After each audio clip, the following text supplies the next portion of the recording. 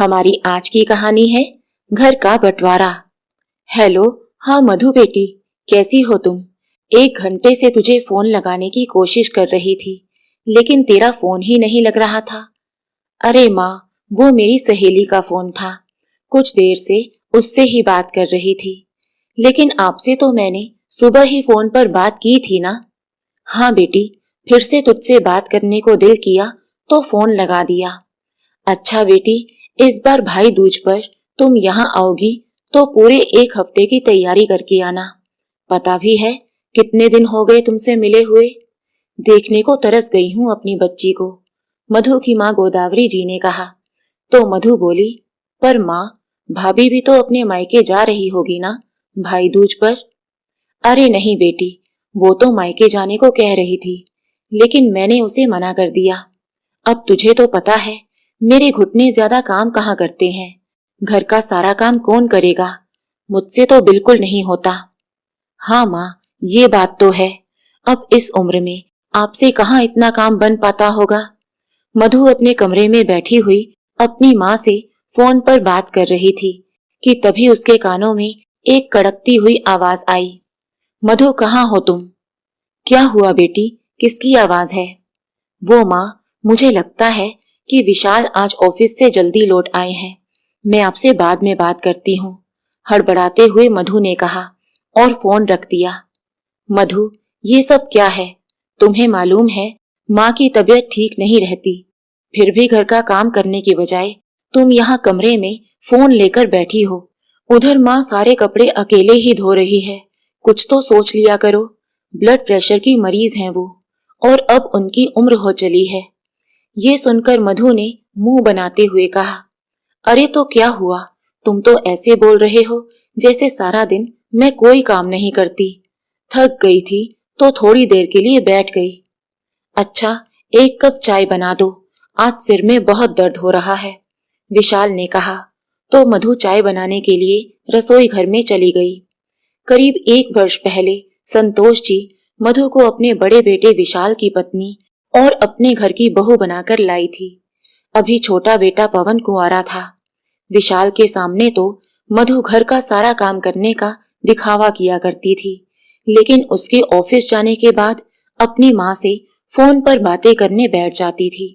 घर में बर्तन और साफ सफाई के लिए काम वाली बाई लगी हुई थी, परंतु इसके अतिरिक्त घर का बाकी का सारा काम संतोष जी को ही करना पड़ता था।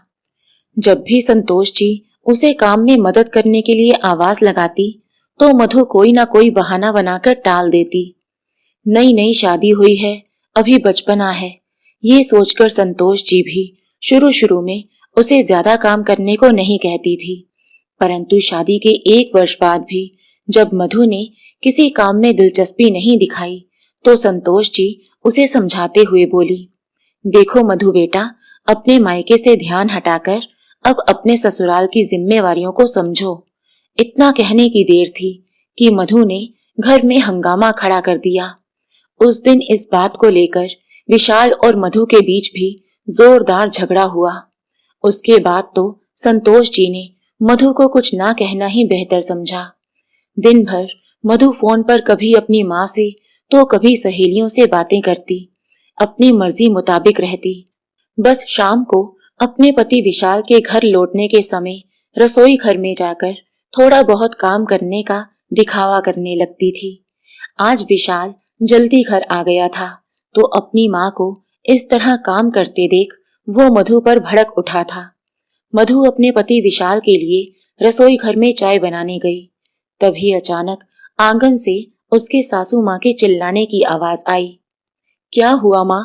विशाल दौड़ता हुआ आया तो देखा उसकी माँ संतोष जी फर्श पर फिसलकर गिर गई थी। वो उठ नहीं पा रही थी। विशाल ने मधु को आवाज दी और संतोष जी को सहारा देते हुए कमरे में ले गया। संतोष जी को पैर में बहुत दर्द हो रहा था तो उन्हें डॉक्टर के पास ले जाया गया। भगवान का शुक्र है, हड्डी में कोई फ्रैक्चर नहीं आया है, लेकिन पैर में मोच आई है, जिस कारण उन्हें इतना दर्द हो रहा है। अभी आपकी माता जी को कुछ दिन आराम करने की जरूरत है, डॉक्टर ने बताया। तो विशाल की जान में जान आई। वे लोग संतोष जी को घर लेकर आए। मधु, डॉक्टर ने माँ को 1 सप्ताह बिस्तर से उठने को भी मना किया है, इसलिए तुम्हें माँ का खास ख्याल रखना है। उन्हें बिल्कुल भी तकलीफ नहीं होनी चाहिए। विशाल ने मधु को हिदायत दी तो मधु ने हाँ में सिर हिला दिया। आज इस बात को 3 दिन बीत चुके थे। क्या बताऊं माँ, जब से मेरी सास बिस्तर पर पड़ी है मेरे सर तो मुसीबत पड़ गई है। सारा दिन काम करते करते बुरी तरह से थक जाती हूँ। आज पूरे 3 दिन हो गए, ना जाने बिस्तर से उठने का नाम कब लेंगी। मधु ने अपनी माँ गोदावरी जी से फोन पर कहा तो वो बोली, बेटी मुझे तो लगता है तेरी सास को कोई चोट वोट लगी ही नहीं, यूं ही नाटक किए बिस्तर पर पड़ी है ताकि तू सारा दिन घर के काम में जुटी रहे। लेकिन तुझे ज्यादा काम करने की जरूरत नहीं है। अगर बैठे बैठे उन्हें यूं ही खिलाती रहेगी तो फिर तो तेरी सास उठने से रही। हाँ माँ, बात तो आपकी बिल्कुल ठीक है। मैंने तो आज किटी पार्टी में जाने का प्रोग्राम भी कैंसिल कर दिया था।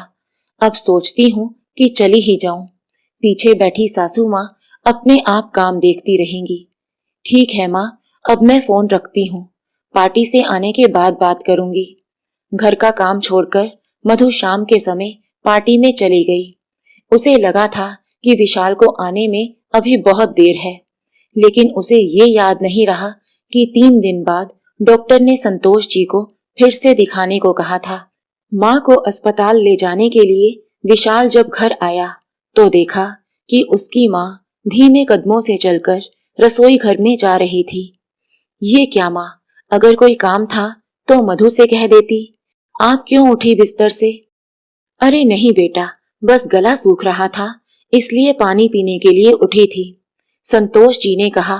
तभी गेट खुलने की आवाज आई। कंधे पर पर्स लटकाए हाई हील्स से टकटक की आवाज करती मधु घर के अंदर दाखिल हुई तो सामने विशाल को देखकर उसकी हवाइयां उड़ गई। मधु, ये तुम कहाँ से आ रही हो? विशाल ने पूछा तो मधु सकपकाते हुए बोली, वो मैं किटी पार्टी। उसके इतना कहने की देर थी कि विशाल गुस्से से उबल पड़ा। क्या तुम माँ को इस हालत में छोड़कर किटी पार्टी पर चली गई थी? अरे तो क्या हुआ, क्या मेरी अपनी कोई जिंदगी नहीं है? मधु की बात सुनकर विशाल को बहुत गुस्सा आया, लेकिन किसी तरह गुस्से को काबू में रखते हुए विशाल अपनी माँ के कमरे में जाने लगा। तभी विशाल का छोटा भाई पवन ऑफिस से घर लौटा और बोला, भाभी बहुत तेज भूख लगी है, जल्दी से खाना ला दो। तभी मधु बेशर्मी से बोली, ये हुक्म किसी और पर चलाना, मैं यहाँ की नौकरानी नहीं हूँ जो दिन भर तुम लोगों की सेवा में लगी रहूं। ये बात सुनकर मधु का देवर पवन हक्का बक्का रह गया। वहीं कमरे में जाते विशाल के कानों में ये बात पड़ी तो उसका खून खोल उठा। वो उसी समय मधु के पास आया और खींचकर 2 तमाचे उसके मुंह पर जड़ दिए। बदतमीज, मेरी चुप्पी का ये मतलब नहीं कि तुम जो मुंह में आए वो बोलती जाओ। ये क्या कर रहे हो भैया? पवन ने अपने भाई विशाल का हाथ पकड़ते हुए कहा। अच्छा, तुमने मुझ पर हाथ उठाया? आज तो मैं तुम्हारे खिलाफ पुलिस कंप्लेंट करूंगी। जेल की सलाखों के पीछे ना भिजवाया तो मेरा नाम भी मधु नहीं। आंखों में आंसू लिए मधु बोली और पैर पटकते हुए कमरे में चली गई और अपनी माँ को फोन लगा दिया। इधर संतोष जी ने विशाल से कहा, बेटा रोक ले बहू को, नहीं तो बहुत बड़ी मुसीबत खड़ी हो जाएगी। नहीं माँ, उसे जो करना है करने दो। डॉक्टर की अपॉइंटमेंट का टाइम हो गया है, हमें जाना है। कहते हुए विशाल ने संतोष जी को सहारा दिया और गाड़ी में बिठाकर अस्पताल ले गया। इधर गोदावरी जी के पास मधु का फोन आया। क्या उसकी इतनी हिम्मत? तू जल्दी से फोन रख और अपना बैग तैयार कर, अभी के अभी तुझे लेने के लिए मैं वहां आ रही हूँ। कहते हुए गोदावरी जी ने फोन रखा और अपनी बहू को आवाज दी, मीनाक्षी बहू, मैं मधु को लेने जा रही हूँ। समझते क्या हैं ये लोग अपने आप को? ऐसा कहकर गोदावरी जी घर से बाहर निकल गई। थोड़ी देर में गोदावरी जी के पति बनवारी लाल जी अपने बेटे मुकेश के साथ दुकान से घर वापस आए तो यहाँ वहां देखते हुए मीनाक्षी से बोले, बहू गोदावरी कहीं नजर नहीं आ रही, कहीं गई है क्या? जी बाबूजी, माँ जी मधु को लेने के लिए गई हैं। ये सुनकर बनवारी लाल जी बोले, मधु को लेने गई हैं? अच्छा, भाई दूज का त्योहार आ रहा है, इसलिए लेने गई होंगी। नहीं बाबूजी, मधु का फोन आया था, शायद उनके घर में फिर से लड़ाई झगड़ा हो गया है। ये सुनकर बनवारी लाल जी और मुकेश दोनों चिंता में पड़ गए। फिर मुकेश बोला, लेकिन इतनी जल्दी करने की क्या जरूरत थी? कम से कम ये तो पता करना चाहिए था कि गलती किसकी है। तो बनवारी लाल जी ने कहा, लेकिन बेटा, अपनी बेटी को परेशानी में देखकर रहा भी तो नहीं जाता ना। कुछ दिन यहाँ रह लेगी तो मामला शांत हो जाएगा। ऐसा कहकर वो हाथ मुंह धोने चले गए। फिर मुकेश बोला, माँ भी हद करती है। उन लोगों के बीच लड़ाई हुई नहीं कि माँ तो जैसे तैयार बैठी थी मधु को घर लाने के लिए, और जब सारी बात सुनेंगे तो गलती मधु की ही निकल कर आएगी। ये तो है, माँ जी को उसकी गलती नजर ही नहीं आती। चलो छोड़ो, आप ज्यादा चिंता मत करो, फ्रेश हो जाओ, मैं खाना लगाती हूँ। कहकर मीनाक्षी रसोई घर में खाना पकाने चली गई। करीब 2 घंटे के बाद गोदावरी जी अपनी बेटी मधु को लेकर घर पहुंची। उस समय बनवारी लाल जी बाहर चारपाई पर लेटे हुए थे। यहाँ मैं अपनी बेटी के लिए परेशान हूँ और आप चैन की नींद सो रहे हैं, गोदावरी जी गुस्से से बोली। तो बनवारी लाल जी की नींद खुल गई। अरे मधु बेटी, तुम आ गई, आओ बैठो। लेकिन गोदावरी, तुम लोगों को आने में इतनी देर कैसे हो गई? बनवारी लाल जी ने पूछा। तो गोदावरी जी बोली, एक जरूरी काम और निपटाना था, बस वही करने में समय लग गया। जरूरी काम? ऐसा कौन सा जरूरी काम था? बनवारी लाल जी ने पूछा। तो बात पलटते हुए मधु ने कहा, क्या बाबूजी, आपको तो अपनी बेटी की चिंता ही नहीं है? एक मेरी माँ है जो मेरा इतना ख्याल रखती है। फिर गोदावरी जी ने कहा, बेटी, मेरे रहते तुझे चिंता करने की कोई जरूरत नहीं है। उन सबको तो मैं ऐसा सबक सिखाऊंगी कि जिंदगी भर याद रखेंगे। तू यहाँ पर आराम से रह, कोई काम करने का दिल करे तो कर लेना, नहीं तो कोई जरूरत नहीं है। यहाँ कोई तुझसे कुछ नहीं कहेगा। देखो तो मेरी फूल सी बच्ची कितनी कमजोर हो गई है। फिर बनवारी लाल जी ने कहा, अरे, हमने अपनी बेटी की शादी की है, बेचा नहीं है। अपनी बेटी की 2 रोटी हमें क्यों भारी लगेंगी? हाँ बेटी, तू यहीं बैठ, मैं तेरी भाभी को चाय नाश्ता लेकर आने को कहती हूँ, गोदावरी जी बोली। तो मधु कहने लगी, माँ, मैं भी अंदर आ रही हूँ, थोड़ी देर आराम करूंगी। आंगन के कोने में बिछी कुर्सी पर बनवारी लाल जी की बुजुर्ग अम्मा बैठे हुए सब देख रही थी। गोदावरी जी और मधु के अंदर जाने के बाद उन्होंने बनवारी लाल जी को अपने पास बुलाया और बोली, देख बनवारी, ये जो कुछ हो रहा है ना, बिल्कुल अच्छा नहीं हो रहा। बेटी को इतनी शय देना अच्छी बात नहीं है। अब मैं गोदावरी बहू को कुछ कहूंगी तो वो उल्टा मुझ पर ही बरस पड़ेगी, इसलिए तू उसे समझा। हाँ हाँ अम्मा, तुम चिंता मत करो, कुछ दिन यहाँ रहेगी तो सब ठीक हो जाएगा, कहकर बनवारी लाल जी कमरे में चले गए। मधु के लिए चाय लेकर जब उसकी भाभी मीनाक्षी कमरे में आई तो उसके पास बैठते हुए बोली, मधु, ऐसी भी क्या बात हो गई थी? क्या बताऊं भाभी, किसी दुश्मन को भी ना मिले ऐसी सास। ना जाने मेरी पीठ पीछे मेरे पति को क्या पट्टी पड़ाती है कि वो तो ऑफिस से आते ही मुझ पर भड़क जाते हैं, मेरे साथ मारपीट करने लगते हैं। उन्हें तो सिर्फ मुझ में कमियां ही कमियां नजर आती हैं। दुख और परेशानी नजर आती है तो सिर्फ अपनी माँ की।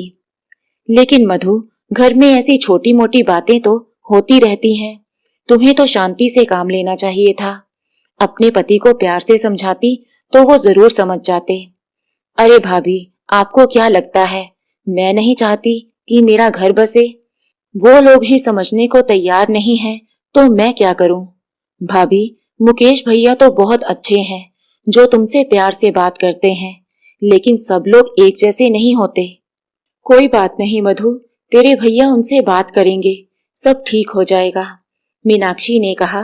तो मधु बोली, भाभी, ये तो मैं हूँ जो उन लोगों को बर्दाश्त कर रही हूँ। अगर ऐसी सास और ऐसा पति तुम्हें मिल जाते तो तुम तो उन्हें 2 दिन भी ना झेल पाती। तो मीनाक्षी बोली, नहीं मधु, ऐसी बात नहीं है, अपना घर बसाने के लिए अगर थोड़ा सा झुकना भी पड़े तो भी कोई हर्ज नहीं होता। और कितना झुकूं भाभी, अब तुम ही देखो, मेरी माँ तुम्हारा कितना ख्याल रखती है और वहां मेरी सास है जो मेरे पति को मेरे खिलाफ उकसाती है। दूसरों को समझाना बहुत आसान है, जब खुद पर बीतती है पता तो तब चलता है। मधु ने कहा तो मीनाक्षी चुप रह गई। वो समझ गई थी कि मधु कोई बात सुनने को भी तैयार नहीं है। अच्छा, मैं खाना बनाने जाती हूँ, कहते हुए मीनाक्षी वहां से उठ गई। अगले दिन भाई दूज का त्योहार था, इसलिए सुबह जल्दी उठकर मीनाक्षी ने रसोई घर में सारे पकवान बनाकर रख दिए। मधु ने अपने भाई मुकेश को तिलक लगाया तो मुकेश पहले खाना खाकर अपने पिता बनवारी लाल जी के साथ दुकान पर निकल गया। फिर मीनाक्षी गोदावरी जी और मधु को खाना देकर रसोई घर में बर्तन साफ करने चली गई तो गोदावरी जी अपनी बेटी मधु से बोली, देखा बेटी, मैंने कहा था ना, मायके में रहते हुए तुझे किसी तरह की कोई तकलीफ नहीं होगी। सुकून से बैठकर खाना खा और आराम कर। उधर मधु के ससुराल में विशाल के पास फोन आया। हेलो, क्या आप मिस्टर विशाल बोल रहे हैं? मैं पुलिस थाने से बात कर रहा हूँ। आपके खिलाफ एक शिकायत आई है, जल्द से जल्द यहाँ पहुंच जाइए। ये सुनकर विशाल की हैरानी का ठिकाना ना रहा। संतोष जी भी परेशान हो गई। विशाल थाने जाकर आया तो संतोष जी ने पूछा, पुलिस वालों ने क्या कहा बेटा? तो विशाल हताशा भरे स्वर में बोला, कहना क्या था, मधु और उसके घर वालों ने हमारे खिलाफ पुलिस में शिकायत दर्ज कर दी है और ये भी कहा है कि दहेज को लेकर हम आए दिन उसके साथ मारपीट करते हैं। क्या? लेकिन बेटा, हमने तो कभी दहेज का जिक्र तक नहीं किया। संतोष जी ने कहा तो विशाल बोला, हाँ माँ, मधु और उसके घर वाले दहेज के नाम पर हमें झूठे केस में फंसाना चाहते हैं। बेटा, मैं तो कहती हूँ एक बार चलकर उनसे बात करते हैं, बात ऐसे ही सुलझ जाए तो ही अच्छा है। नहीं माँ, मैं उन लोगों के सामने नहीं झुकूंगा, विशाल ने कहा तो उसका भाई पवन बोला, माँ की बात बिल्कुल ठीक है भैया, अगर कोर्ट केस में फंस गए तो निकलना मुश्किल हो जाएगा। आज शाम को चलते हैं और आमने सामने बैठकर बात कर लेते हैं। विशाल को ये बात ठीक लगी। उधर मधु के मायके में जब शाम को बनवारी लाल जी घर लौटे तो मधु ड्राइंग रूम में बैठी हुई टीवी देख रही थी। अम्मा जी भी वहीं बैठी थी। अपनी बेटी के पास बैठते हुए बनवारी लाल जी बोले, बेटी, मैं तो कहता हूँ कि तुम लोग प्यार से ये मामला सुलझा लो तो ही अच्छा है। तो मधु बोली, नहीं बाबूजी, मेरी सासू माँ दिन भर बैठकर आराम करे और मैं कोल्हों के बैल की तरह पिसती रहूं, ये मुझसे नहीं होगा। तो बनवारी लाल जी बोले, लेकिन बेटी, घर का काम करने में बुराई ही क्या है? तभी गोदावरी जी वहां आई और पास रखी कुर्सी पर बैठते हुए बोली, आखिर आप चाहते क्या हैं? हमारी बेटी उस नर्क में जाकर घुट घुट कर जीती रहे। ये सुनकर अम्मा से रहा नहीं गया तो वो बोली, अरे गोदावरी बहू, तुम किस बात को कहाँ ले जाती हो? बनवारी ने तो सिर्फ इतना ही कहा है कि मिलजुल कर रहने से बड़ा सुख और कोई नहीं है।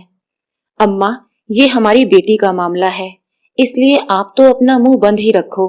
जो 2 रोटी मिल रही है चुप करके खाओ और राम का नाम जपो, नहीं तो अच्छा नहीं होगा। अभी ये सब बातें चल ही रही थी कि दरवाजे की घंटी बजी। मीनाक्षी ने जाकर दरवाजा खोला तो सामने विशाल अपनी माँ के साथ खड़ा था। मीनाक्षी ने संतोष जी के पैर छूकर आशीर्वाद लिया और उन्हें अंदर लेकर आई। बनवारी लाल जी ने उन्हें बैठने को कहा तभी गोदावरी जी आंखें दिखाती हुई बोली, बहन जी, जब आपको मेरी बेटी फूटी आंख भी नहीं सुहाती तो फिर आप यहाँ करने क्या आई हैं? तो संतोष जी ने बड़ी विनम्रता से कहा, देखिए बहन जी, आराम से बैठकर बात करते हैं, तभी तो कोई हल निकलेगा। हमें भी तो पता चलना चाहिए ना, आखिर हमसे ऐसा क्या कसूर हो गया जो आपने इतना बड़ा कदम उठाया? ये बात सुनकर मधु तपाक से बोली, नहीं नहीं माँ जी, आपका कसूर थोड़ी ना है, कसूर तो मेरा है। एक काम करो, अपने बेटे को कहो मुझे तलाक दे दे, ताकि आप भी आराम से रहो और मेरा भी पीछा छूटे। मधु, ये तुम अपनी सास से किस तरीके से बात कर रही हो? बनवारी लाल जी ने कहा तो गोदावरी जी बोली, और कैसे बात करें इन लोगों के साथ? हमारी बेटी को इतना परेशान करके रखा है, तो क्या उनकी आरती उतारेंगे हम? फिर विशाल अपनी चुप्पी तोड़ते हुए बोला, देखिए माँ जी, किसने किसको परेशान कर रखा है ये तो हम ही जानते हैं। ऊपर से आप लोगों ने हमारे खिलाफ ही दहेज की झूठी शिकायत दर्ज करवा दी। ये बात सुनकर बनवारी लाल जी की हैरानी का ठिकाना ना रहा। उधर मीनाक्षी और मुकेश भी हक्के बक्के खड़े थे। किसी को इस बारे में कुछ मालूम ही नहीं था। लेकिन हमने तो कोई शिकायत नहीं की, बनवारी लाल जी ने कहा तो गोदावरी जी बोली, शिकायत मैंने की है।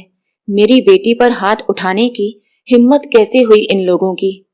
तभी मीनाक्षी सबके लिए चाय बनाकर ले आई तो संतोष जी ने कहा, देखिए भाई साहब, बहू तो आपके घर में भी है, क्या वो अपने ससुराल की जिम्मेवारियां नहीं संभालती? अगर हम अपनी बहू से यही अपेक्षा रखते हैं तो इसमें गलत क्या है? इस पर जो बातें उसने हमें सुनाई उसे हम तो क्या, कोई भी सहन नहीं करेगा। तो गोदावरी जी ने कहा, अरे मैंने तो अपनी बहू को बेटी की तरह रखा हुआ है, लेकिन आपने तो कभी मधु को अपनी बेटी समझा ही नहीं। तो संतोष जी ने हाथ जोड़ते हुए कहा, ठीक है बहन जी, सारी गलती मेरी है। अब आप बच्चों का घर बस जाने दीजिए, हमारी बहू को हमारे साथ भेज दीजिए। बहन जी, चाहते तो हम भी यही हैं कि हमारी बेटी अपने ससुराल में हंसी खुशी से रहे। अभी बनवारी लाल जी बोल ही रहे थे कि गोदावरी जी उनकी बात काटते हुए बोली, अरे लेकिन आप बसने कहाँ देती हैं मेरी बेटी को? आपके कहने पर ही विशाल उसे हर रोज मारता पीटता है। तो संतोष जी ने कहा, मेरे बेटे ने मधु पर सिर्फ एक बार हाथ उठाया है, और वो भी तब जब उसने बदतमीजी की सारी हदें पार कर दी थी। यकीन ना हो तो पूछ लीजिए अपनी बेटी से। तभी बनवारी लाल जी बोले, गोदावरी, तू मैं तो सभी घरों में होती है। मधु को उसके ससुराल वाले लेने आए हैं तो उसे उनके साथ भेजना ही ठीक रहेगा। हाँ माँ जी, बेटी का घर बसाने में ही समझदारी है, मीनाक्षी ने कहा तो गोदावरी जी बोली, अपनी बेटी की शादी ऐसे घर में करके एक गलती तो हम कर चुके हैं, लेकिन अब उसे दोबारा उस घर में भेजकर मैं दूसरी गलती नहीं करूंगी। और बहन जी, आप जिस मुंह से आए हो उसी मुंह से वापस चले जाओ। मैं अपनी बेटी आपके साथ हरगिज नहीं भेजूंगी। मुकेश ने भी अपनी माँ को लाख समझाने की कोशिश की, लेकिन ना तो गोदावरी जी मानी और ना ही मधु जाने को तैयार थी। ये सब सुनकर विशाल बोला, बस माँ, अब यहाँ खड़े रहकर हम लोग अपनी और बेइज्जती नहीं करवाएंगे। अभी के अभी यहाँ से चलो। जाते जाते संतोष जी ने बनवारी लाल जी से कहा, भाई साहब, मैं तो ये सोचकर आई थी कि अब आप ही इस बात का कोई हल निकालेंगे, लेकिन यहाँ तो आपकी ही कोई सुनने को तैयार नहीं है, तो हमारी क्या सुनेंगे? हो सके तो पुलिस में की गई झूठी शिकायत वापस ले लीजिएगा। अच्छा, चलते हैं। अरे नहीं बहन जी, बैठकर बात करते हैं, बनवारी लाल जी ने कहा। लेकिन विशाल संतोष जी को लेकर वापस चला गया। फिर बनवारी लाल जी अपनी पत्नी से बोले, थाने में जो तुमने शिकायत की है उसे अभी के अभी जाकर वापस लो। अरे मुझे जो करना है मैं देख लूंगी, आप अपना काम करो। गोदावरी, मुझे नहीं लगता तुम अपनी बेटी का घर बसने दोगी। वो लोग तो मधु को ले जाने के लिए आए थे, लेकिन सिर्फ तुम्हारे कारण बनी बनाई बात बिगड़ गई। तभी मुकेश मधु से बोला, मधु, एक बात सच सच बताना, क्या विशाल तुझे दहेज के लिए मारता पीटता है? क्यों भाई, आपको मुझ पर यकीन नहीं है? मधु ने कहा तो गोदावरी जी बोली, इन सब बातों के लिए घर के बड़े बैठे हैं, तुझे इसमें पंचायती करने की कोई जरूरत नहीं है। माँ, घर के बड़े अगर संभाल सकते तो बात को संभाल लेते और मधु को उसके ससुराल वालों के साथ भेज देते। फिर मधु आवाज ऊंची करते हुए बोली, बाबूजी, आप सब लोग मिलकर मुझे फांसी पर क्यों नहीं चढ़ा देते? आपकी भी परेशानी दूर होगी और मेरे ससुराल वालों की भी। सबने मिलकर बस मुझे भेजने की ही रट लगाई हुई है। सिर्फ एक माँ है जो मुझे समझती है। तो मीनाक्षी ने कहा, मधु, हम तुम्हारे घर के लोग हैं, तुम्हारा भला चाहते हैं। तुम खुद ही सोचो, हमेशा के लिए मायके में तो नहीं रहा जा सकता ना। अरे भाभी, आपको अच्छा घर मिल गया है, तभी आपके मुंह में जुबान आ गई है, मधु ने कहा। तो गोदावरी जी गुस्से से बोली, बहू, अपना ज्ञान अपने पास ही रखो, मैं सब जानती हूँ। तुम जाकर रसोई का काम करो। मीनाक्षी रसोई घर में चली गई और मुकेश और बनवारी लाल जी भी किसी काम से बाहर निकल गए। तो गोदावरी जी बोली, बेटी, मेरी एक बात सुन ले। मेरे रहते हुए तो तेरी भाभी तुझे कुछ कहने से रही, और अगर घर में किसी ने तुझसे कुछ भी कहा तो उसे तो मैं अच्छी तरह समझा दूंगी। तो मधु आंखों में आंसू लिए बोली, माँ, इस घर का कोई भी सदस्य मुझे यहाँ देखकर खुश नहीं है। सब मुझे भेजने पर तुले हुए हैं। तो गोदावरी जी ने कहा, तुझे चिंता करने की जरूरत नहीं है, तू यहाँ आराम से रह। मैं तेरी भाभी को देसी घी का हलवा बनाने को कहती हूँ, आराम से बैठकर खाएंगे। हाँ माँ, सब लोगों की बातें सुन सुनकर मेरा भी दिमाग खराब हो गया है। तुम जल्दी से हलवा बनवा कर ले आओ, और हाँ, हलवे में बादाम भी डाल देना। कहते हुए मधु सोफे पर लेट गई। एक सप्ताह बीत चुका था। मधु की भाभी मीनाक्षी अपने कमरे में बैठी थी। तभी मुकेश कमरे में आया और बोला, समझ नहीं आता कैसे सुलझेगी ये समस्या। तो मीनाक्षी बोली, मैं तो कहती हूँ मधु को जितनी जल्दी उसके घर भेज दो उतना ही अच्छा होगा। अरे मीनाक्षी, चाहता तो मैं भी यही हूँ कि वो समय से अपने घर चली जाए। आस पड़ोस के लोगों और रिश्तेदारों में जब ये बात पता चलेगी तो हमारी कितनी बदनामी होगी। मुकेश ने कहा। तो मीनाक्षी बोली, लेकिन माँ जी को तो ये बात समझ में नहीं आती। उस दिन जब मधु के ससुराल वाले घर आए थे तो उनकी बात सुनकर भी मधु की ही गलती नजर आ रही थी। अरे मीनाक्षी, गलती तो सारी मधु की ही है। शादी से पहले पूरे 23 साल वो इस घर में रही है। क्या मैं उसके स्वभाव को नहीं जानता? फिर मीनाक्षी बोली, फिर भी माँ जी तो हमेशा उसकी ही तरफदारी करती हैं। अगर इसी तरह चलता रहा तो हमारे घर में ही झगड़े होने शुरू हो जाएंगे। मधु तो किसी काम को हाथ तक नहीं लगाती। खाना खाती है तो थाली वहीं सरका देती है। पानी का गिलास तक खुद भरकर नहीं पीती। माँ मुझे ऑर्डर करती है और मैं उसे पानी लाकर देती हूँ। अब घर में सदस्य बढ़ेंगे तो क्या काम नहीं बढ़ेगा? सारा दिन घर का काम करते करते मैं भी थक जाती हूँ। अगर मैं उसे घर की साफ सफाई में मदद करने को कहती हूँ तो मना कर देती है। रोटी या सब्जी बनाने को कहती हूँ तो भी मना कर देती है, और ऊपर से कहती है, मैं इस घर की नौकरानी नहीं हूँ, ये सब तुम्हारी ड्यूटी है, तुम ही करो। अरे मीनाक्षी, इसी बात का तो रोना है। उससे कोई काम ही तो नहीं किया जाता। ये तो उसे माँ ने सिर पर चढ़ा रखा है, नहीं तो अब तक मैं ही इसकी अकल ठिकाने लगा देता। देखिए जी, मैं तो बस इतना चाहती हूँ कि घर में कोई लड़ाई झगड़ा ना हो, नहीं तो दुनिया तमाशा देखेगी। वो तो छोटी छोटी बातों पर कलेश करने लगती है। माँ, भाभी ने मेरी पसंद की सब्जी नहीं बनाई, ये तो चाहती ही नहीं है कि मैं इस घर में रहूं। बताओ मैं क्या करूं? मेरी जगह अगर कोई और होती तो अब तक घर में कलेश खड़ा कर देती। मैं तो फिर भी चुप हूं। अरे मीनाक्षी, वो तो मैं भी जानता हूं। फिर मीनाक्षी ने कहा, अगर यही बात मैं उसे कहूंगी तो उल्टा ये जवाब देगी कि वो तो मेरी माँ इतनी अच्छी है जो तेरा इतना ख्याल रखती है। लेकिन ये बात उसे समझ में नहीं आती कि अच्छा भी अच्छों के साथ ही बना जाता है। मैं तो शर्म लिहाज के कारण चुप हूँ ताकि झगड़ा और ना बढ़े। नहीं मीनाक्षी, तुम तो कुछ मत बोलना, नहीं तो माँ तुम्हें छोड़ेगी नहीं। अरे तभी तो कहती हूँ, आप उसे प्यार से समझा दो ताकि वो शांति से अपने घर चली जाए। ठीक है, मैं मधु से बात करता हूँ, तुम अपना काम निपटा लो। कहते हुए मुकेश अपने कमरे से बाहर आया तो देखा मधु अकेली बैठी अपने मोबाइल में व्यस्त थी। उसके पास बैठते हुए मुकेश बोला, मधु, आगे का क्या सोचा है तुमने? तो मधु गुस्से से बोली, भाई, मैं अपने घर चली जाऊंगी, तुम्हारे ऊपर बोझ बनकर नहीं बैठूंगी, लेकिन एक शर्त पर जाऊंगी। शर्त? कैसी शर्त? मुकेश ने हैरानी से पूछा। तो मधु बोली, मैं अपने पति विशाल के साथ अलग रहना चाहती हूँ। तो मुकेश ने अपना सर पकड़ लिया और बोला, घर में कुल मिलाकर तुम 4 लोग हो और उसमें भी तुम्हें बंटवारा चाहिए? क्यों भाई, 4 लोगों का काम क्या कम होता है? एक मेरी सास है जो हमेशा बिस्तर पर पड़ी रहती है, और दूसरा वो देवर जिसकी शादी करने का भी नाम नहीं ले रहे वो लोग। उसकी शादी हो तो मेरा भी काम कुछ कम हो जाए।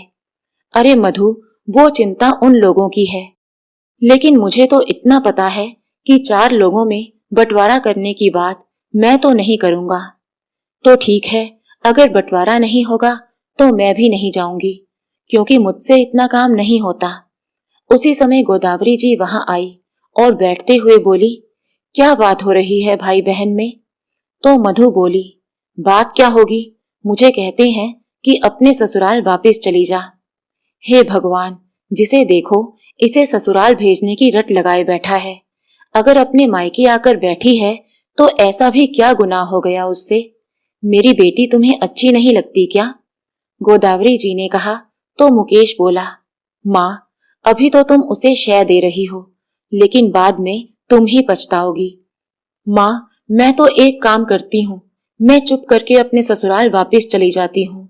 मुझे परेशान करेंगे तो मैं सहन कर लूंगी, और अगर सहन ना हुआ तो कहीं जाकर मर जाऊंगी।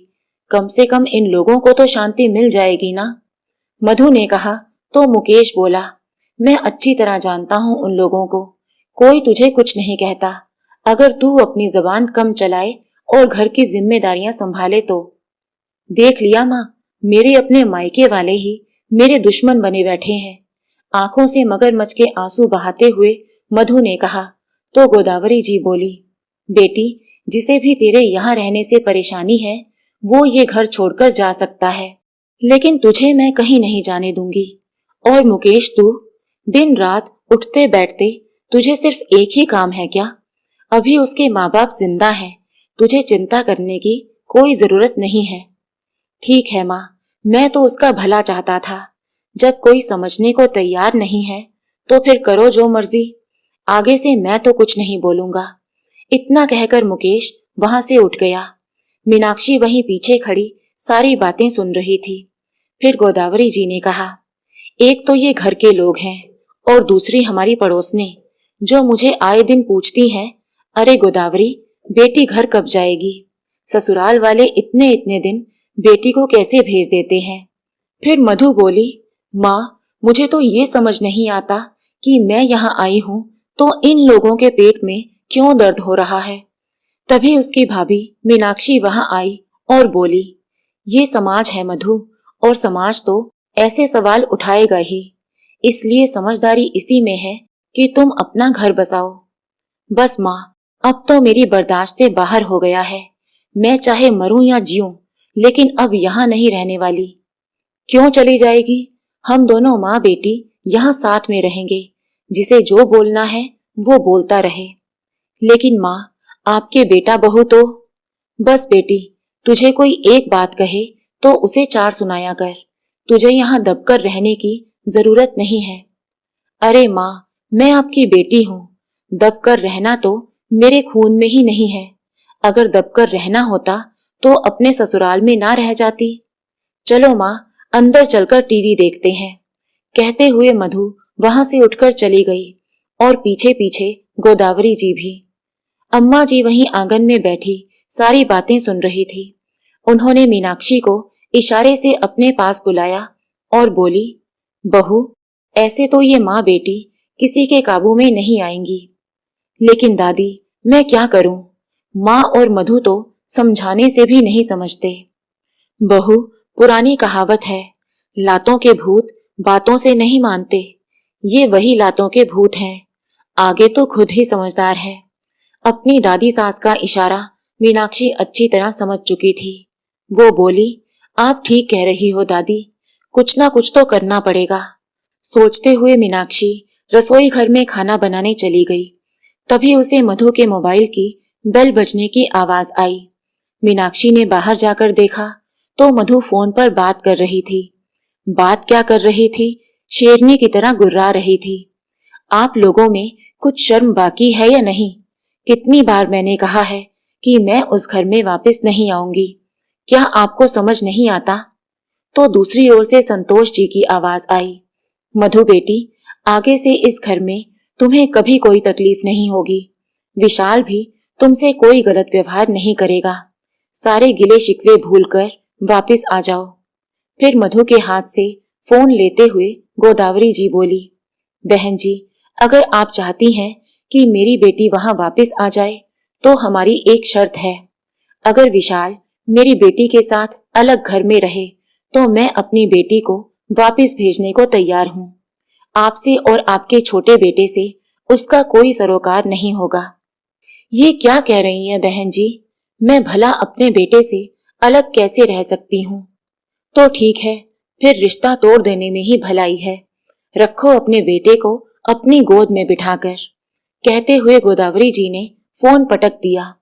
रसोई घर में खड़ी मीनाक्षी चुपचाप ये सारी बातें सुन रही थी। मन ही मन बोली, ये दोनों समझती हैं कि यही शेर है, लेकिन इन्हें ये नहीं पता कि कोई सवा शेर भी हो सकता है। अब देखो मैं क्या करती हूँ। थोड़ी देर बाद गोदावरी जी और मधु शॉपिंग करने के लिए बाजार चले गए और करीब 2 घंटे बाद जब घर वापस आए तो उस समय मीनाक्षी अपने कमरे में आराम से सो रही थी। तभी मधु गुस्से से उबलती हुई उसके पास आई और बोली, क्यों महारानी, अपना अपना खाना बनाकर खा भी लिया और हम लोगों का बनाया ही नहीं। बाकी सब लोगों के कपड़े भी धो दिए, पर मेरे कपड़े वही मैले पड़े हैं। जी हाँ, क्योंकि मैं तुम्हारी नौकर नहीं हूँ। अब से अपना काम खुद कर लिया करो, मीनाक्षी ने आंखें तरेरते हुए कहा। उसके ये तेवर देखकर मधु हैरान रह गई और फिर बोली, क्या? इसमें नौकर वाली कौन सी बात हो गई? घर का काम है, वो तो तुम्हें करना ही होगा। मधु गुस्से से बोली तो मीनाक्षी ने कहा, क्या तुम मुझे ये काम करने की तनख्वाह देती हो? क्यों, तनख्वाह किस बात की? तुम घर की बहू हो, काम तो करना ही पड़ेगा। अच्छा, तो क्या तुम किसी के घर की बहू नहीं हो? अपनी जिम्मेदारियों से भागकर तुम यहाँ आकर क्यों बैठ गई? अब से तुम अपना काम खुद करोगी। मुझ पर रोब जमाने की जरूरत नहीं है। अब अपनी जुबान पर ताला लगाकर अपना काम करना शुरू कर दो। क्या हो रहा है ये सब?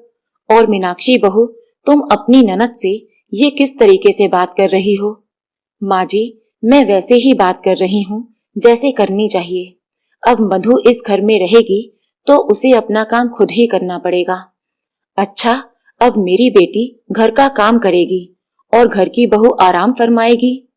अरे नहीं माँ जी, मैं भी काम करूंगी, लेकिन सिर्फ अपना और अपने परिवार का, घर में आने वाले मेहमानों का नहीं।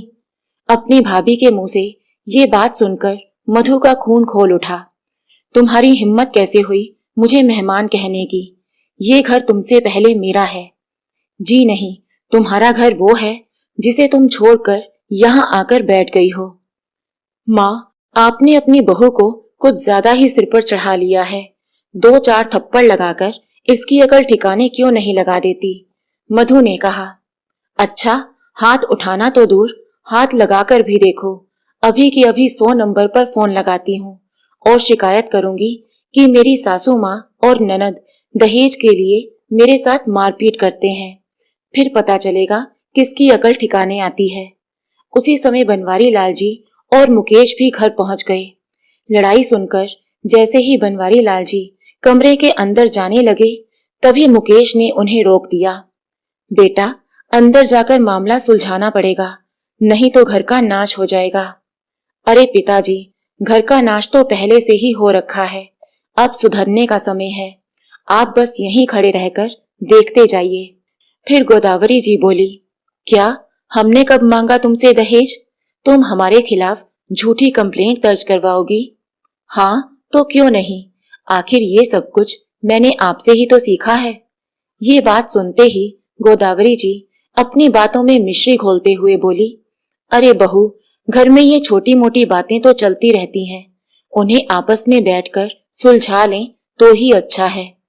अच्छा माँ जी, ये ज्ञान की बातें तब कहाँ गई थी जब मधु के ससुराल वाले यहाँ उसे ले जाने के लिए आए थे। मीनाक्षी का जवाब सुनकर गोदावरी जी और मधु स्तब्ध खड़े रह गए। चलो अब दोनों जल्दी से घर के काम में लग जाओ, बहुत आराम कर लिया माँ बेटी ने। कहते हुए मीनाक्षी कमरे से बाहर चली गई तो उसी समय बनवारी लाल जी और मुकेश अंदर आ गए। चल बेटी मधु, हम दोनों मिलकर काम कर लेते हैं, गोदावरी जी बोली तो मधु ने कहा, माँ अपना काम आप देखो, मैं तो अपने घर वापस जा रही हूँ। बाबूजी आप अपने दामाद को फोन लगाइए कि वो आकर मुझे ले जाए। हाँ बेटी, ये तूने बिल्कुल सही फैसला किया, मैं अभी विशाल को आने के लिए कहता हूँ। कहते हुए बनवारी लाल जी ने विशाल को फोन लगाया तो दूसरी ओर से जो बात उन्हें सुनने को मिली उनकी हैरानी का ठिकाना ना रहा। फोन रखते हुए वो बोले, गोदावरी एक बात तो बताओ, क्या कल संतोष जी का फोन आया था? हाँ फोन तो आया था, मधु को वापस आने के लिए कह रही थी। अच्छा तो तुमने क्या कहा? बनवारी लाल जी ने गुस्से से पूछा तो गोदावरी जी कुछ बोल ही नहीं पाई और नजरें चुराकर यहाँ वहां देखने लगी। तभी बनवारी लाल जी ने अपनी पत्नी के मुंह पर एक जोरदार तमाचा रसीद कर दिया। तुम माँ हो या दुश्मन जो अपनी बेटी का घर बसने ही नहीं देना चाहती? हमारे घर से बेइज्जत होकर जाने के बावजूद उन्होंने फिर से फोन किया और उनके सामने तुमने एक नई शर्त रख दी कि पहले घर का बंटवारा करो फिर हमारी बेटी वापस आएगी। उसी समय मधु बोली, अरे बाबूजी अब मैं जा तो रही हूँ, फिर माँ का कसूर क्यों निकाल रहे हैं? तभी एक और झन्नाटेदार थप्पड़ मधु के गाल पर पड़ा। ये देखते हुए अम्मा जी बोली, बनवारी अगर ये थप्पड़ तूने पहले लगाया होता ना तो आज ये घर उजड़ने की नौबत ही नहीं आती। फिर गुस्से से उबलते हुए बनवारी लाल जी बोले, बदतमीज, अब विशाल तुम्हारे साथ कोई रिश्ता नहीं रखना चाहता। अपने बेटे विशाल की चिंता में संतोष जी की तबीयत इतनी बिगड़ गई कि वो आईसीयू में भर्ती हैं। ये सुनते ही मधु की आंखें खुली की खुली रह गई। फिर बनवारी लाल जी बोले, अगर संतोष जी को कुछ हो गया तो उनकी हालत की जिम्मेदार सिर्फ और सिर्फ तुम होगी और उसके बाद विशाल तुम्हें कभी नहीं अपनाएगा। ये सुनकर मधु रोते हुए बोली, बाबूजी मैं उन्हें कुछ नहीं होने दूंगी। अभी के अभी मैं अपने ससुराल वापस जा रही हूँ, चाहे मुझे उनके आगे हाथ जोड़ने पड़े, चाहे पैर पकड़ने पड़े, चाहे लाख माफी ही क्यों ना मांगनी पड़े, पर मैं अपनी गृहस्थी उजड़ने नहीं दूंगी। ऐसा कहते हुए मधु ने अपना बैग उठाया और घर की दहलीज लांघ कर चली गई। तो दोस्तों आपको ये कहानी कैसी लगी? लाइक और कमेंट करके जरूर बताएं और चैनल को सब्सक्राइब करना बिल्कुल ना भूलें। मिलते हैं एक नई कहानी के साथ। बहुत बहुत धन्यवाद।